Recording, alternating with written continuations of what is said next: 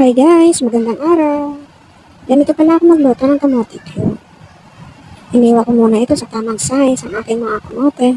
Maganda rin sana ito kung ibibilad muna para mas crunchy yung kamote Q. Pero dahil nagmamadali na ako kumain, gusto ko na kumain, diretso luto ko na pwede naman. Painit muna ang kawali, lagyan ng mantika. Kapag mainit na, ilagay na ang kamote. Isasabay ko na rin ang asukal na kulang. Medium heat lang para hindi ka agad masunod yung asukal. Para sabay maluto yung kamote at saka yung asukal.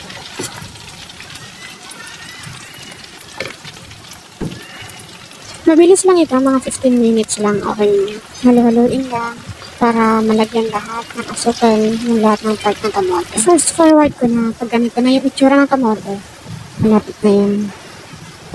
Ayan, nag-melt na yung asukal niya. Makapit na sa kamote. Ayan kapit na siya. Okay na to. Thank you for watching. Tara, merienda tayo.